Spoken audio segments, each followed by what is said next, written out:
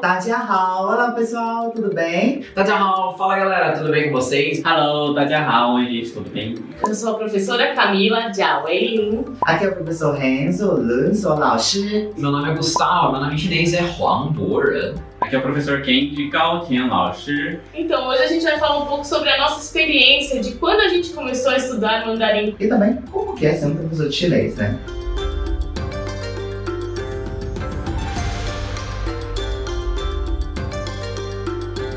Eu comecei em 2013, comecei a estudar em Brasília e depois tive a oportunidade em 2016 de ir para Dalian, onde eu estudei também durante um ano. Atualmente também estou fazendo mestrado em Pequim, então nesse tempo todo tenho estudado, tenho tido contato, cerca de uns 8 anos por aí.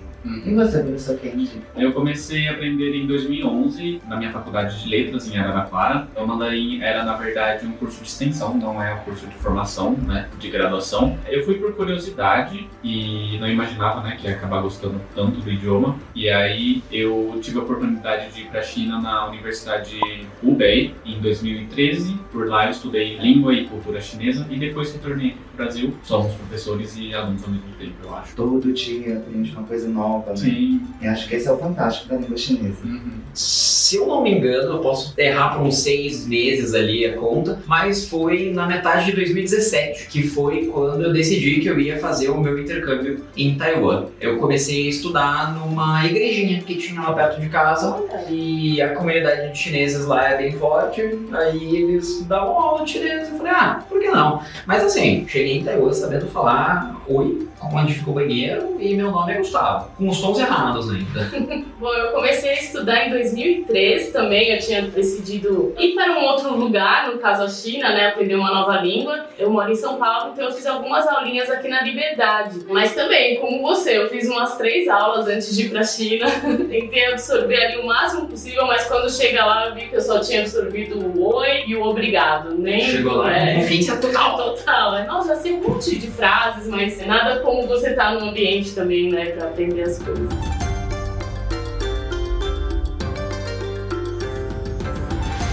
Bom, eu acho que eu comecei a aprender mandarim por mais curiosidade. Naquela época eu estudava um pouquinho de japonês e aí eu vi o curso de mandarim como extensão da faculdade e falei, por que não aprender, né? Pra ver quais são as semelhanças, né? Eu não sabia nada de mandarim e aí eu acabei gostando tanto que acabei focando mais no mandarim. Foi mais por curiosidade no primeiro momento e depois virou paixão mesmo. Comigo foi uma história muito interessante, porque eu comecei a gostar de mandarim da língua pela música. No começo de 2010, amava K-pop, né? Todo pop coreano. Só que eu fui pra ver o pop chinês e fiquei maravilhado com a pronúncia. Eu falava, será que um dia eu vou poder cantá-las? Então foi através disso que eu comecei, né, todo o meu interesse. E aliado a isso, eu tenho uma tia que ela trabalhava nessa época na Embaixada do Brasil, lá na China. E ela me mandava através de correio várias coisas, jornais chineses, revistas, e eu vendo aqueles caracteres eu ficava maravilhado. Falava, realmente tem muito interesse. Depois, logo de entrar na faculdade, né, quando comecei a fazer sociologia, eu tive a oportunidade de começar meus estudos em língua chinesa. Eu decidi primeiro para onde eu ia, para depois descobrir que falava mandarim. Então, assim que eu descobri que eu ia para Taiwan, eu já comecei a procurar, né? Como eu falei, eu fui nessa igrejinha que tinha lá perto de casa, fiz algumas aulinhas e tal, mas eu só fui aprender de verdade mesmo quando eu tava lá. E o motivo para aprender mandarim foi não passar vergonha, não passar fome. Estava no Brasil e eu queria ter contato com uma cultura totalmente diferente. E pensei já lá do outro lado do mundo, China, por que não? Tinha algumas áreas interessantes de mestrado e foi por isso que eu comecei a aprender mandarim, né? Pra realmente também não passar vergonha lá. E o mestrado que eu queria fazer era em mandarim, então eu tive que estudar aí 1 ano e meio para conseguir passar no teste de proficiência suficiente para conseguir acompanhar as aulas do mestrado.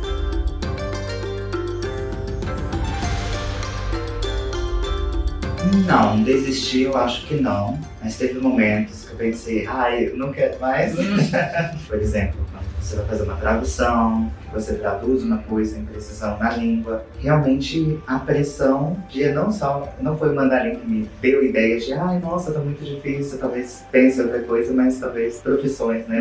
De tradução é uma coisa que já me deu muita pressão. Mas foi um aprendizado riquíssimo através dessa experiência, né, de pressão. Melhorei muito, não só a minha proficiência, como também porque eu conheço da língua chinesa, né? E acho que esses momentos, né, quase limiar, você fala, ai, não sei nada, eu quero sair, ai, né? Cadê a porta de emergência? Você segura o maçanete e fala, não, vou continuar. E realmente você vai colher muitos frutos através disso. Eu acho que o meu não foi muito com profissão, acho que foi mais no começo dos estudos, talvez. Passar muitas horas estudando, né, para alcançar um nível de proficiência. Quando eu estava na China, né, então estava muito cansado, né, mentalmente, né, por muitos estudos. Também segui nessa questão, com essa jornada, né, que a gente acaba passando um pouquinho, acaba aprendendo bastante, eu acho. Costumo dizer também que as provas de proficiência, nem sempre elas vão comprovar o seu nível de conhecimento do idioma. Às vezes você pode conhecer muito mais além do que está na prova, né, então geralmente eu costumo dizer isso para os alunos também. Eu acho que não. Eu acho que desde o começo eu sempre tive muito confiante no chinês e eu gostei demais, assim, da experiência. Eu tava realmente curtindo muito. E eu gastava 4, 5, 6 horas por dia estudando chinês porque era prazeroso, era legal, era divertido. Eu conseguia sair na rua depois e pedir alguma coisa. Eu conseguia sair, ir numa 7-Eleven, aliás, saudade de 7-Eleven. Eu conseguia entrar numa lojinha de conveniência e pegar alguma coisa e pagar. Eu conseguia, sabe? É muito interessante quando você tá lá já vivendo essa experiência, porque daí você tem meio que um resultado imediato. Já teve momentos mais difíceis, dificuldade com gramaticazinha aqui, dificuldade ali, mas nunca pensei em desistir, não. Eu também. No caso, né, quando eu cheguei na China, comecei no curso de chinês na sala 1, né? E logo na primeira aula eu me assustei, porque todo mundo já falava muito mais que eu, né? Então eu fiquei me assustada. Será que eu tô na classe certa? Não tem uma classe antes disso? Mas na verdade não, aquela era a classe certa, então assustou um pouquinho no começo, mas da mesma forma assim, você vai aprendendo e a recompensa é imediata mesmo, e foi de uma forma divertida. Então a necessidade realmente faz você ficar motivado. Eu pensei em desistir do mestrado, foi muito difícil, mas disso da mandarim não.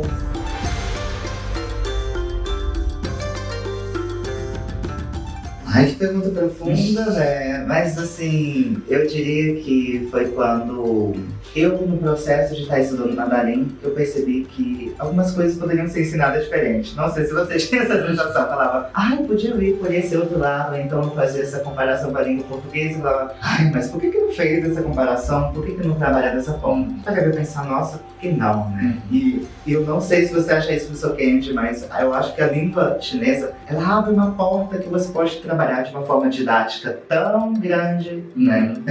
Vocês veem os caracteres aqui atrás da gente, né? Dá pra ter várias coisas visuais. Quando eu voltei da China, né, eu queria manter contato com o idioma, ir pro lado da tradução ou virar um professor de mandarim. Na faculdade, né, eu acompanhava a professora como ajudante, como tradutor, né, durante as aulas. E aí, depois de um certo período, eu tive a oportunidade de ser professor em uma academia de Kung Fu. Eu sentia muita falta de material didático, vou elaborar o meu próprio. Sempre tentando fugir um pouquinho daquilo que eu aprendi, que depois que eu passei a entender, eu pensei, acho que isso que eu aprendi pode ser ensinado de outra maneira, né? Eu acho que não teve um clique, um momento assim, onde eu falei, não, agora eu quero ser professor de mandarim. Foi mais um processo evolutivo, assim, desde que eu voltei pro Brasil. Então, eu cheguei aqui, deu umas 2, 3 semanas eu já comecei a dar aula de inglês. Eu sempre gostei de dar aula, de instruir, e eu sabia chinês, acabou que eu entrei em contato com o curso do Pula Muralha. Na verdade, eu entrei como aluno. Eu terminei o curso muito rapidinho, né? Eu já tinha tido experiência fora, então eu queria só dar uma calibrada, assim. Uma calibrada. Aí eu ainda tinha bastante tempo de acesso do curso e eu continuei respondendo à comunidade. Qualquer dúvida que as pessoas tiverem lá, não, é porque assim, a gramática é isso, a gramática é aquilo, eu sempre gostei bastante de gramática. Pra mim foi um processo mais natural. Um dia perceberam que eu estava respondendo a todo mundo, gostaram das respostas, entraram em contato, a gente conversou e eu acabei virando professor aqui no curso. Sim, ele ele é um grande comunicador, de conversar, de contar, de explicar, então acho que foi meio do seu jeito também, né? Foi uma evolução, assim, que fazia sentido na época, quando aconteceu. Então, na verdade, eu sou formada em administração e na China eu fiz um mestrado em relações internacionais. Então, eu estava indo mais nessa linha de economia, de negócios. E acontece que quando eu voltei para a China, na verdade, mesmo lá um pouco, naturalmente as pessoas procuram você para saber algumas curiosidades, para pedir alguma ajuda no idioma, o que quer dizer isso aqui, o que está escrito aqui, esse produto aqui, tem isso, tem aquilo. Então foi surgindo essa vontade de explicar, de ensinar, que era muito gostoso também compartilhar essas experiências, esses ensinamentos com outras pessoas, né? Que é muito gratificante também. A gente começa a ensinar, quando a gente se encontra, a gente vê que tem essa evolução. Parece que não, mas a gente percebe, assim, né? Os estudantes... Sim. Começou, não sabia nem falar um ni hao, aí de repente eu tava montando uma frase. Acho que daí foi surgindo essa vontade realmente de ser professora.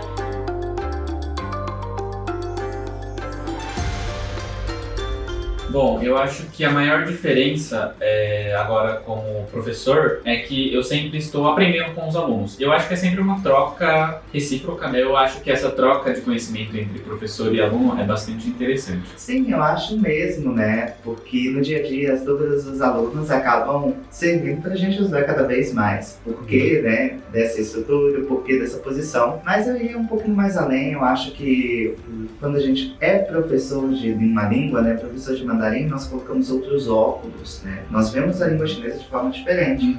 Então a gente tenta dissecar as estruturas, tenta explicá-las através de um viés que seja mais fácil dos alunos digerirem as informações. Então eu diria que os óculos de um professor de chinês, né, são bastante diferentes de um estudante de mandarim. Eu acho que a maior diferença é na transição, né? Quando você é aluno, querendo ou não, você ainda recebe muito, principalmente de mandarim, que a gente não tem muitas referências, a gente começa meio do zero mesmo, né? E a maioria das pessoas, pelo menos. Agora, quando você é professor, tem uma coisa a mais para pensar. Além de ensinar um idioma, a gente tem que adequar as necessidades do aluno, né? Ele é um aluno que gosta mais de dorama, quer fazer negócios com a China, então a gente tem essa sensibilidade de oferecer o que o aluno está buscando estudar para ficar interessante a aula, né? Então acho que tem esse lado do professor de ser um pouquinho diferente do aluno. Isso foi uma coisa que me ajudou bastante, na verdade, na hora de começar a dar aula, porque eu pessoalmente gosto bastante de assistir novela chinesa, coreana, gosto bastante de escutar música asiática em geral, e foi uma coisa que me ajudou a conectar muito com os meus alunos. A galera ali mais ou menos na mesma faixa de idade, curte mais ou menos a mesma coisa, então eu consigo entender, eu consigo entrar na cabeça do aluno muito mais fácil, gostando das mesmas coisas, né? Sim, e querendo ou não, como a gente passou por esse processo de ser aluno de mandarim primeiro, né, e depois ser professor de mandarim, então a gente sabe um pouco das dificuldades, aonde que a pronúncia é mais difícil, aonde que pega uma estrutura diferente. Com essa experiência do nosso processo de ter sido aluno, a gente também consegue entender um pouco, né, as fases dos nossos alunos. É praticamente a mesma coisa, né? É uma linha contínua de estudos. A gente nunca deixou de ser aluno. A gente só sabe um pouquinho mais o suficiente para ajudar vocês também nesse caminho.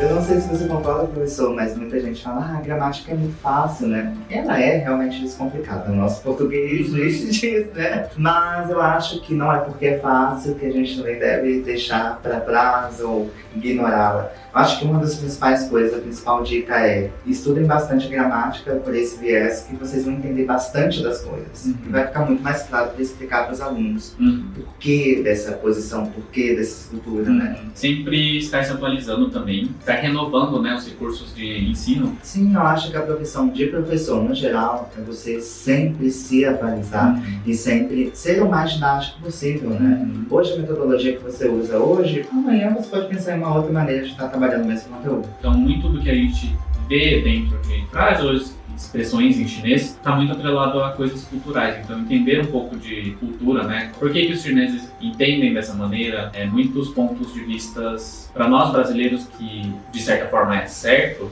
quando a gente vê um outro ponto de vista acaba sendo diferente, né? Então eu acho que esse diferente acaba sendo um aprendizado pra gente também.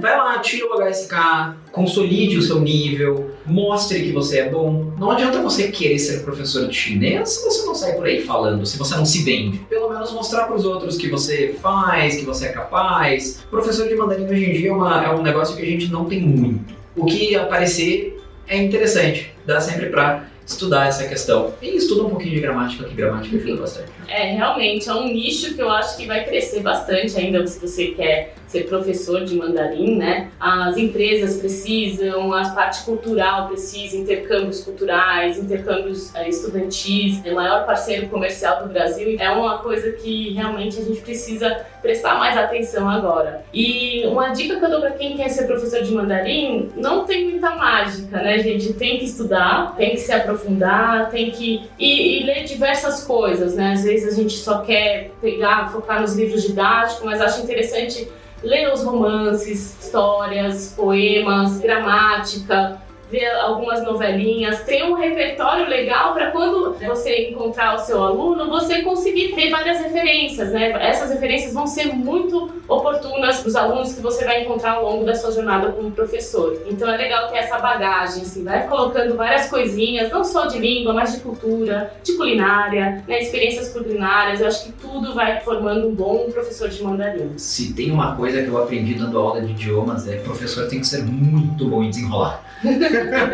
Sobre qualquer coisa. Bom, gente, espero que vocês tenham gostado do vídeo. Muito obrigado pela presença de todos vocês. Não esquece de deixar o joinha, a inscrição aí. Então fica um convite para você vir estudar mandarim com a gente aqui no Clube de Chinês. É isso mesmo, então a gente se vê até a próxima. 再见！ 再见，拜拜。Bye bye.